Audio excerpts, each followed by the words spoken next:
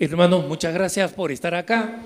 Me siento realmente honrado encontrarme una vez más en México. Es siempre una bendición.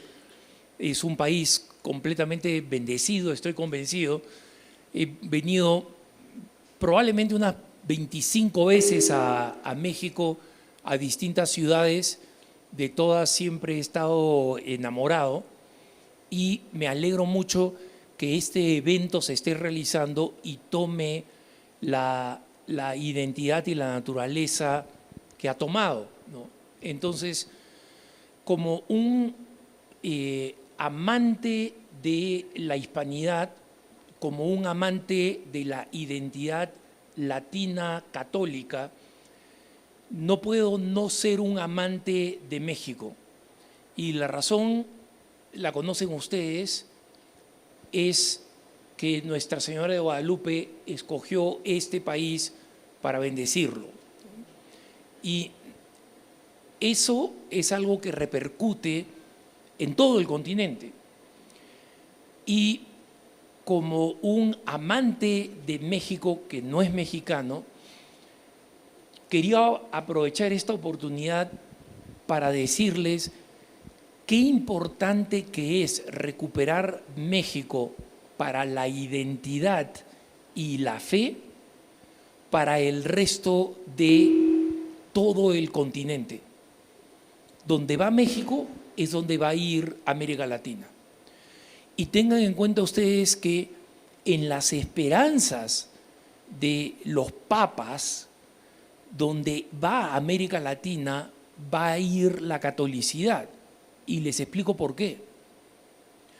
Cuando el Papa Pablo VI tuvo la oportunidad de viajar a Colombia, el único país de América Latina que visitó, se quedó sorprendido de la fe de los latinoamericanos y le puso el nombre a América Latina el continente de la esperanza.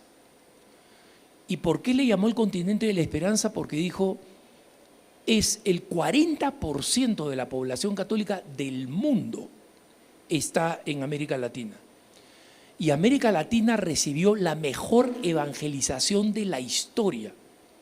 La evangelización española que viene directamente de un apóstol. Recuerden ustedes que España es evangelizada por Santiago Apóstol, un discípulo amado, cercano de Jesús.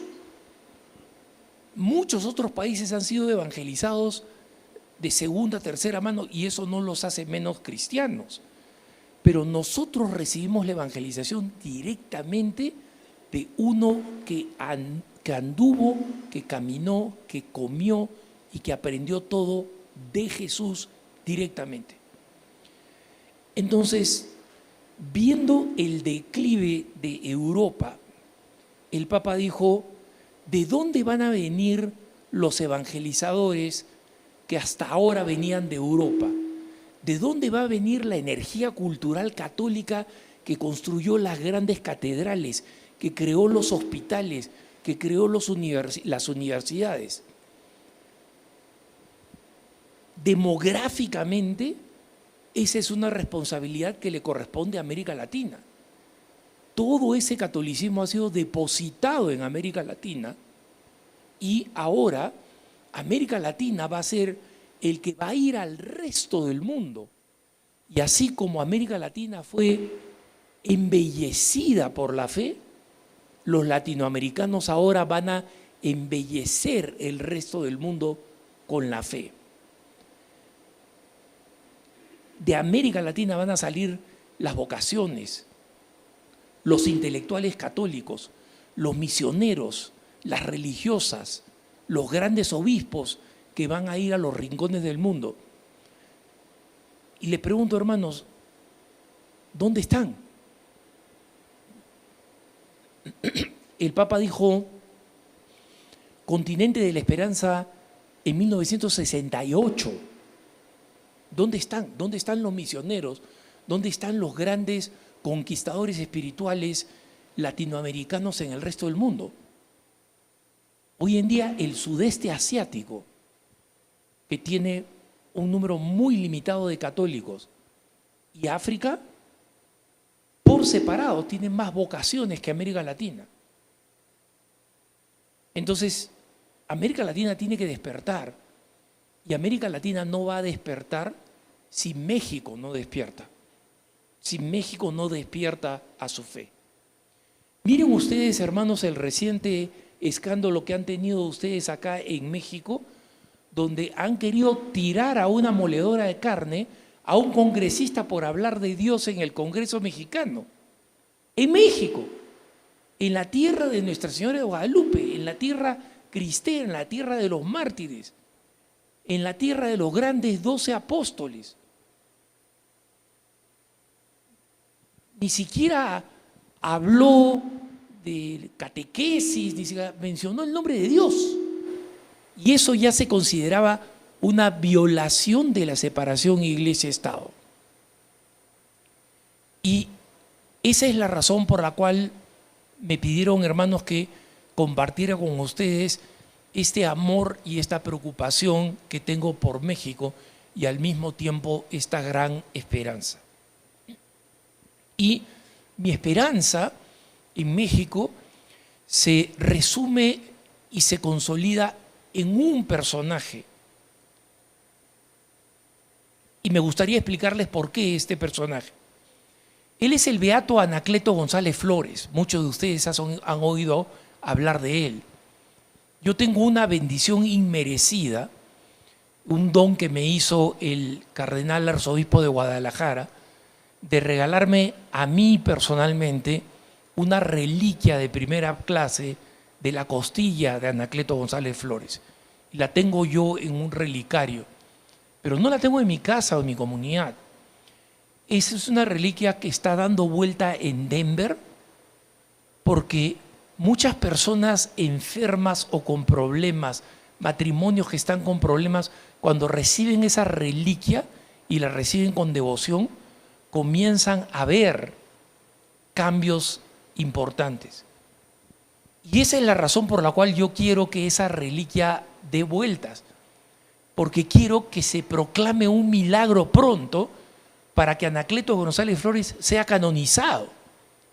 Y yo le he prometido a Anacleto que con todas las fuerzas que yo tengo, con lo poco que me quede de vida, me voy a comprometer para que Anacleto González Flores, una vez que sea canonizado, sea proclamado patrono del laicado de América Latina. Y les voy a explicar por qué.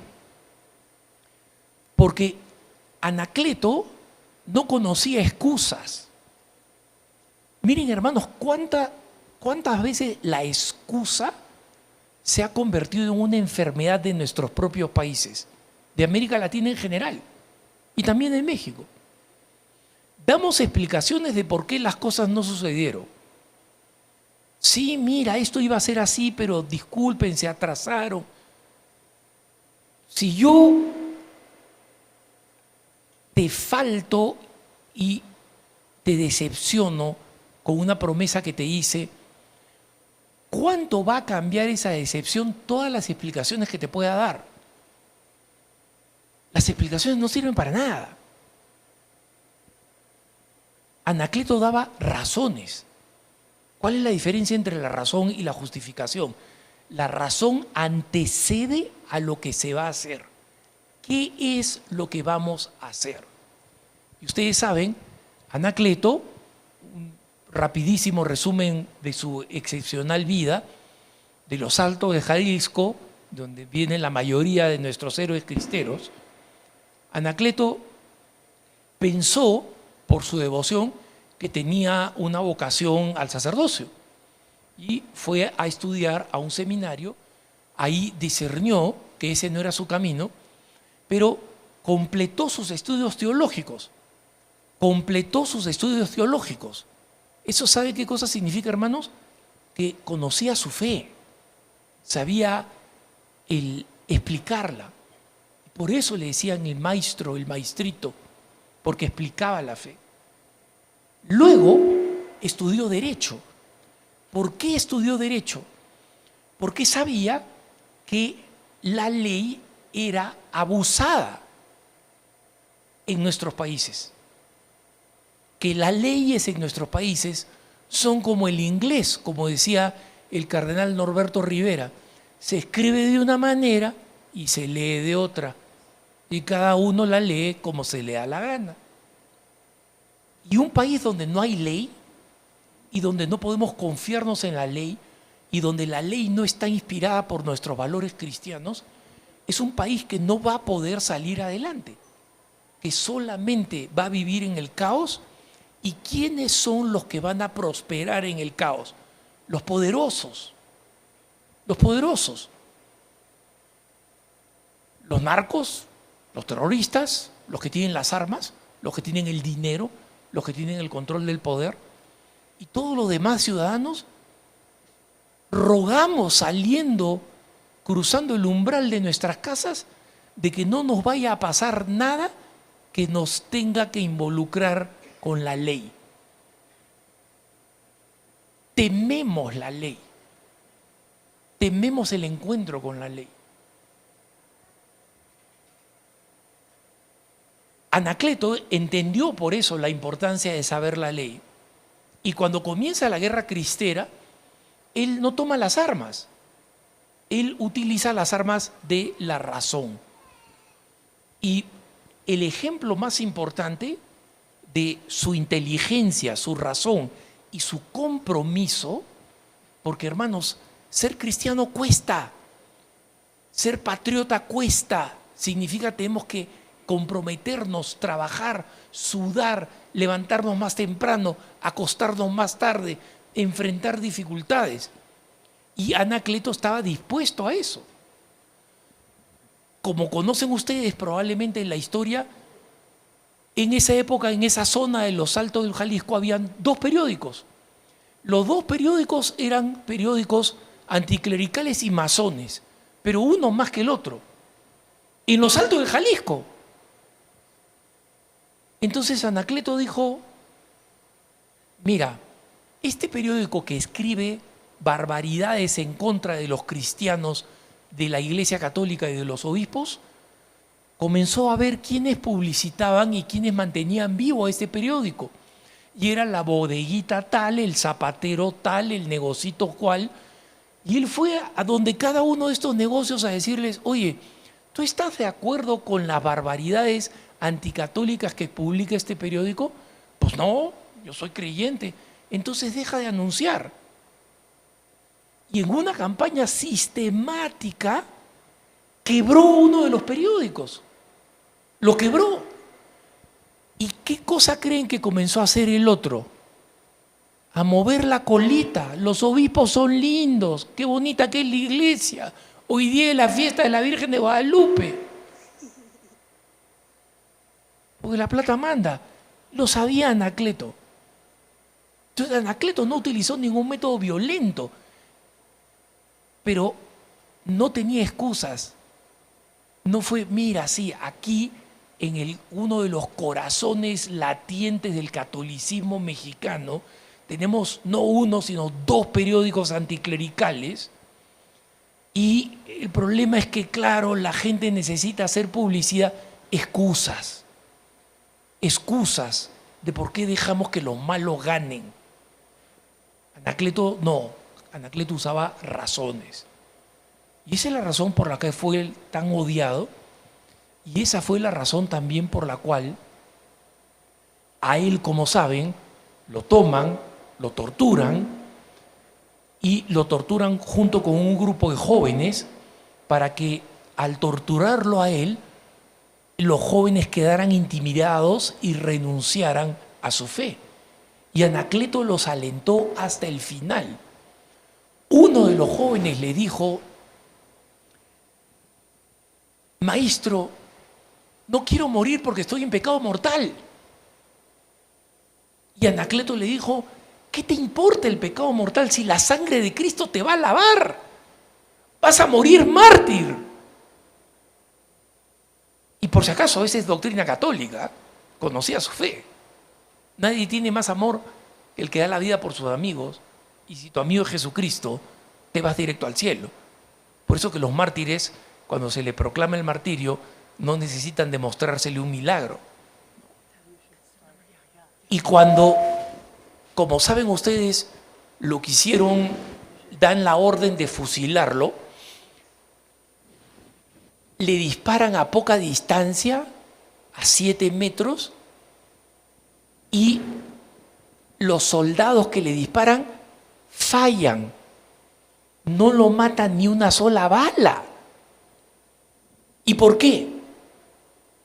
Porque de escucharlo en el testimonio que daba, cada soldado solo en su conciencia pensó, mi bala no va a matar a este santo.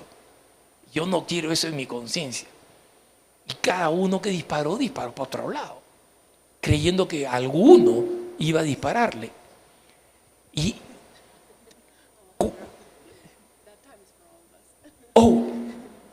termino con esto.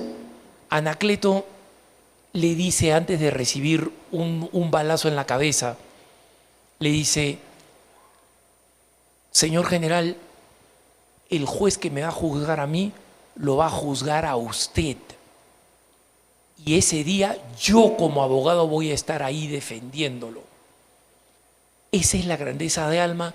Hermanos mexicanos, volvamos a Anacleto. Tomémoslo como ejemplo y apliquemos sus enseñanzas hoy. Disculpen que me haya alargado.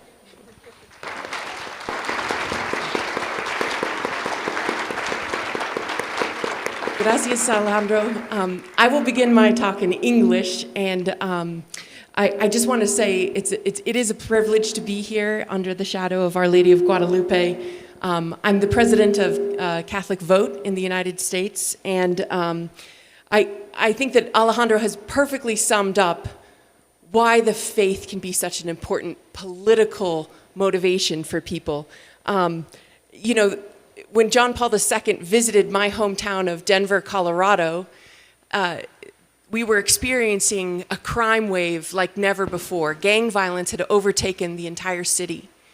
And when he visited and this wave of grace and confessions and adoration took place, the police could not believe there was not a single crime recorded during the entire days of World Youth Day.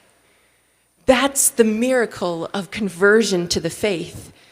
And in the United States, we're witnessing what I would call a Catholic moment. Conversions are on the rise, especially among young people. The Catholic influence in the public sphere has never been higher. We have 6 Supreme Court justices, 150 members of Congress, Vice President and Secretary of State, multiple cabinet members, all Catholic. And as a voting bloc, we are more powerful than Catholics themselves even recognize, although other Americans do.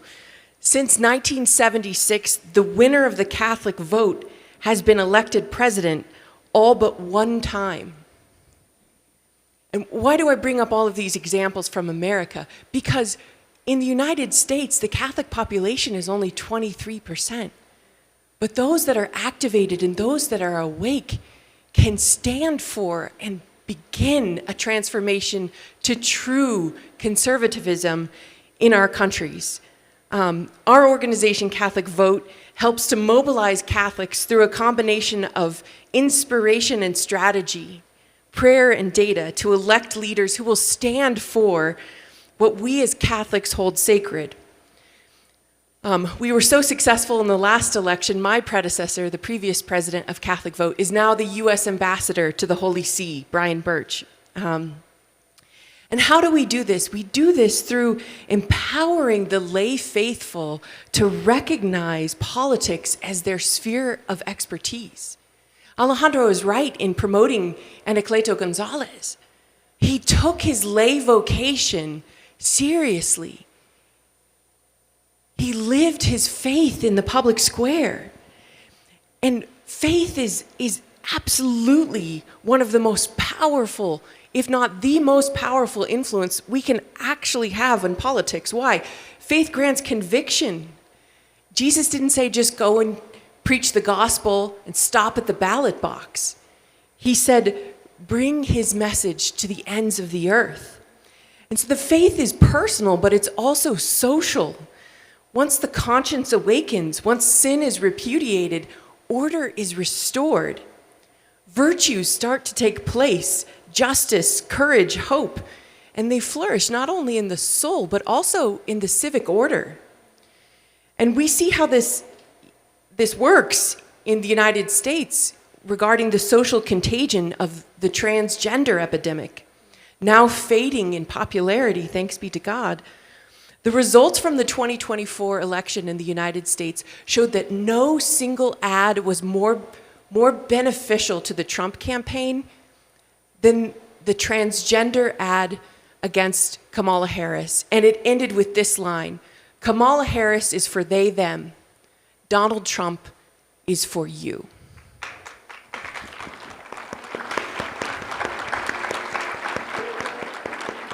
It's an 80-20 issue. Now in the United States, it's a 90-10 issue. That means 90% are against it. And this, why is this so important to bring up, this particular issue? Because sin is a social contagion. The pressure it puts on school teachers, on public officials.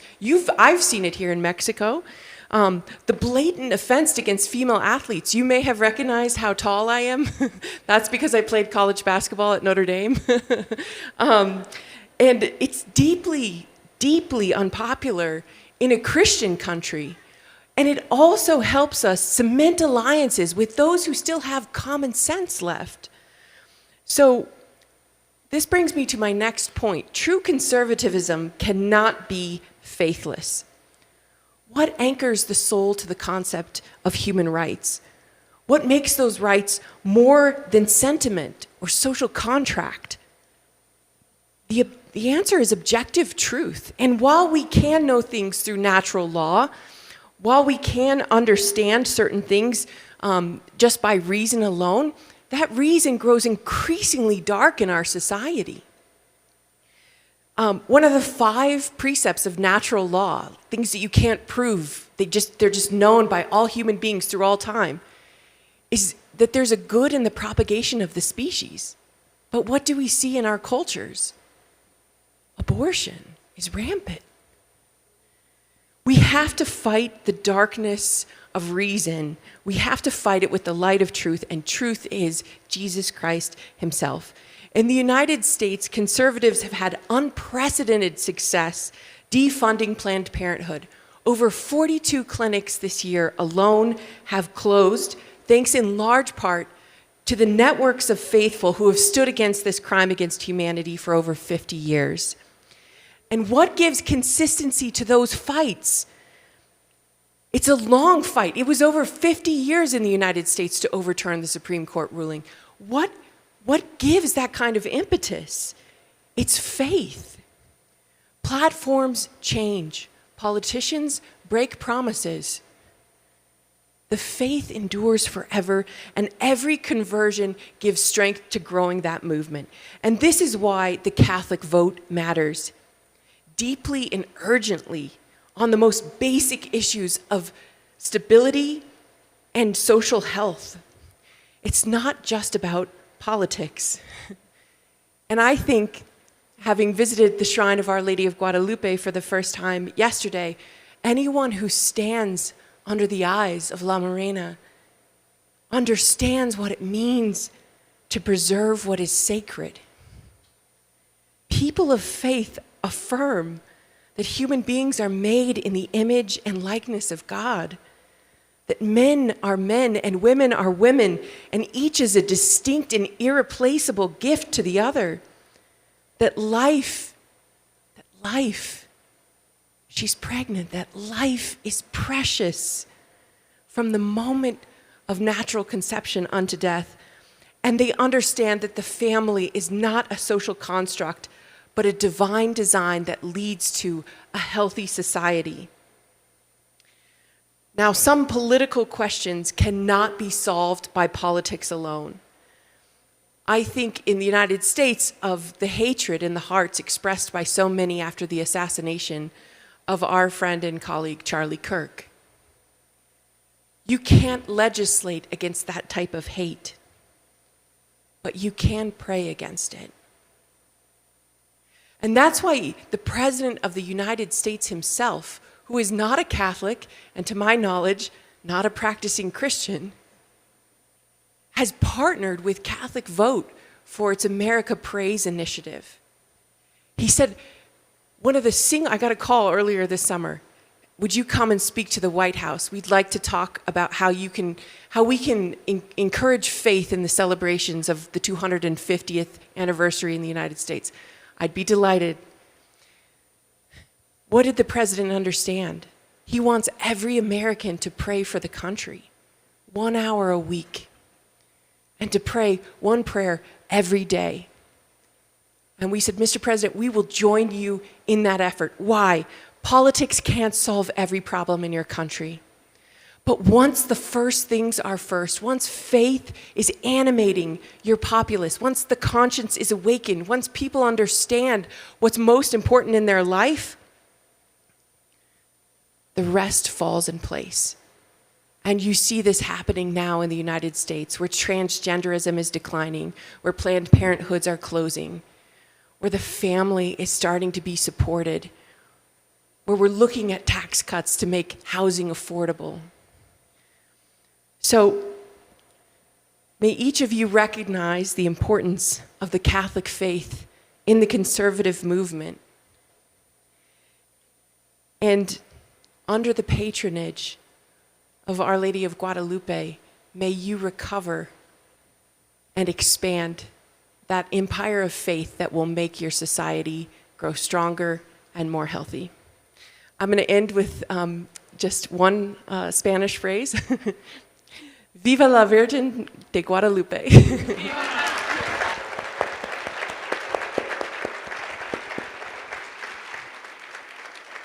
You know, I'm beyond honored to be by your side, Kelsey. And I'm so glad to finally meet you. Para los que no saben, Kelsey es mi jefa.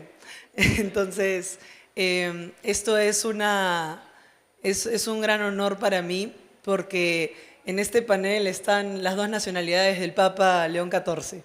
Está 2 peruanos y una americana, justo como el Papa, ¿no? Entonces, es lindo saber que esta identidad católica nos une y converge en una iniciativa para cambiar la inclinación del voto en el mundo.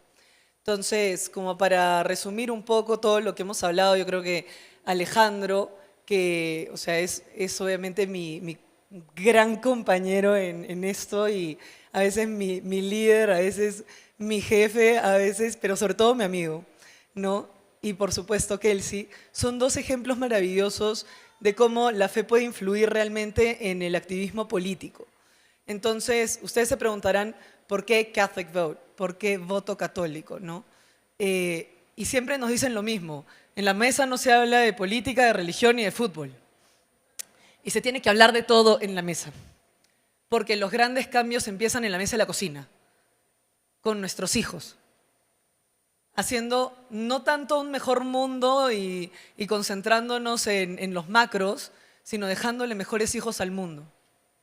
Para empezar, dándole el verdadero peso y valor a la familia para cambiar la política desde adentro y para que desde la comunidad salgan los políticos. Porque la naturaleza del hispano, en México, en Perú, en Argentina, en Chile, en Bolivia y en toda Hispanoamérica, suele ser muy parecida. Nos quejamos de básicamente todo. Nos encanta quejarnos de todo, pero no nos encanta involucrarnos en todo. Entonces todo el mundo exige derechos, pero nadie exige responsabilidades. Nadie es capaz de tomar las riendas de lo que está en nuestras manos. Entonces, ¿qué cosas sí está en nuestras manos? Criar bien a nuestros hijos y cambiar nuestras comunidades. Dejar de estar en el celular y conversar con las personas que tenemos cuando salimos de misa, por ejemplo. Hablar de política sí sea incómodo, porque hay que tratar temas y hay que debatir arduamente para poder cambiar las cosas. Entonces, yo les voy a decir algo que hace poco justamente salió. Alejandro y yo estuvimos analizando un artículo, un análisis bastante grande de Pew Research que te demuestra cuál es la población hispana en los Estados Unidos. Adivinen, un montón de mexicanos. ¿Por qué el voto católico es importante en Estados Unidos? Porque los hispanos somos una de las más grandes mayorías en Estados Unidos. Y adivinen qué, los hispanos solemos ser muy católicos. Entonces, ¿qué es lo que tenemos que hacer? Como bien ha dicho Alejandro, con el ejemplo de Anacleto, tenemos el ejemplo preciso de cómo se puede cambiar una realidad y se puede influir en la política sin utilizar la violencia, de cómo se puede estratégicamente cambiar la percepción de las personas a través de la información. Todos los días, en la mañana, en nuestros correos, llega The Loop en inglés con las mejores noticias seleccionadas con un enfoque católico hecho por Catholic Vote, y a Dios gracias también el Lazo, que es justamente el newsletter de voto católico que con un enfoque católico presenta las noticias en la política. Sí es importante porque nosotros no podemos dejar de ser católicos para votar. Y lo estoy diciendo muy en serio. No puedes poner de lado tu fe cristiana para votar ni para elegir a tus representantes. No te puedes decir católico y votar a un partido que banca el aborto hasta el último día como Morena. Voy a ser muy clara. Ningún partido de izquierda socialista respeta la vida y es lo primero que dicen. Ninguno. Ni el PRI, ni el PAN, ni el MC, ni ninguno de esos que, como Eduardo Verástegui dijo en una de las columnas que escribió para Voto Católico, son lapiceros de colores, pero la tinta es la misma. Es lo mismo, el progresismo está en todos los partidos de México, en absolutamente todos. Entonces, ¿qué tenemos que empezar a hacer? No tenemos que necesariamente crear un nuevo partido, que sería maravilloso y fantástico si la burocracia mexicana lo permitiera, o el app del INE, ¿no? Pero lo que sí sería fantástico es que todas las personas católicas y cristianas de bien estén dentro de los partidos políticos. Llénenlos, participen en la política, porque está en sus manos y tiene que salir de adentro hacia afuera. No puede salir de afuera hacia adentro, porque si no ustedes van a ver a los representantes y van a decir, ninguno me representa. ¿Y qué hiciste tú si no propusiste a nadie de tu comunidad? Entonces, dejemos de quejarnos tanto y empecemos a tomar acción. Empezando, por supuesto, por estar informados con lo que sucede. No podemos vivir de espaldas a la política. Ay, la política me da flojera, la política no me gusta, la política me parece muy intensa. Tenemos que ser intensos porque Cristo fue intenso. Tenemos que ser pesados porque Cristo fue pesado. Tenemos que luchar porque estás en un país cristero. Sería una vergüenza que no pelees por hacer de esto un Deo Civitas, una ciudad de Dios. Entonces, yo lo que quiero, por favor, y a Dios gracias, yo tengo la bendición gigantesca de ser peruana. Tengo el orgullo de tener un país que no le da un centímetro a la cultura woke a través de las leyes. Pero eso no se logró de la noche a la mañana. Se logró con Marcha por la Vida. Se logró con legislaciones a favor de la vida. Se logró protestando en contra de las personas que estaban tratando de imponer el matrimonio igualitario hasta el año pasado.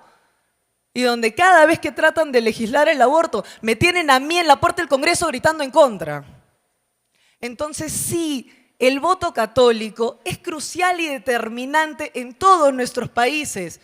Y también en Estados Unidos, que recuerden todos, fue Nueva España.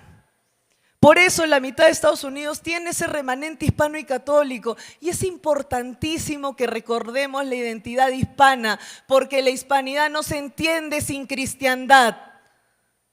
No existe sin cristiandad. Y yo lo que quiero es recordarle a todos que Europa lamentablemente fue tomada por moros. Y fue la Virgen del Pilar la que lo sacó de ahí. Y así como pasó eso en España y en la península, en la España americana, fue la Virgen de Guadalupe la que unió todo un continente en la cristiandad absoluta. Y es con ella que tenemos que ganar esa batalla. Las controversias que puedan haber entre hispanos tienen que quedar de lado cuando tenemos un objetivo en común. Y no es que la derecha y la izquierda, porque todas esas cosas eventualmente van a quedar desfasadas. Lo que tenemos que recordarle al mundo a través de la hispanidad y del activismo político católico cristiano desde Hispanoamérica, que va a ser la gran evangelizadora del mundo y posiblemente sea la única que defienda la hispanidad y la cristiandad incluso en la península, tiene que ser que el único rey que vamos a tolerar en este mundo es Cristo. No puede haber otro. Y solo va a haber un grito, no es que la derecha, no es que un país, no es un presidente, no es nada de eso. Hay solo un rey y tenemos que proclamarlo como lo hizo Polonia y como lo tiene que hacer cada país porque toda rodilla se tiene que doblegar ante él. ¡Viva Cristo Rey! ¡Viva!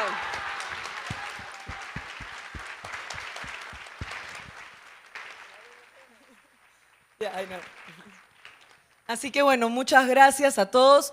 Vamos a hacer el cherry respectivo. Suscríbanse al Lazo en votocatólico.org. Es absolutamente gratuito. Les agradecemos mucho, obviamente a Cumbre Viva México. Me agrada muchísimo ver un lleno total. Qué bendición que esto sea así. A Eduardo Verástegui, a Movimiento Viva México. Nosotros somos el equipo de Catholic Vote y Voto Católico. Y cuenten con nosotros para dar esta lucha porque si estamos avanzando en los Estados Unidos y como bien dijo Kelsey, este es el momento católico, sobre todo en América, este es un buen momento para que todos se involucren en esta lucha tan importante que tenemos no solo en los Estados Unidos, sino en todo Hispanoamérica. Muchas gracias a todos.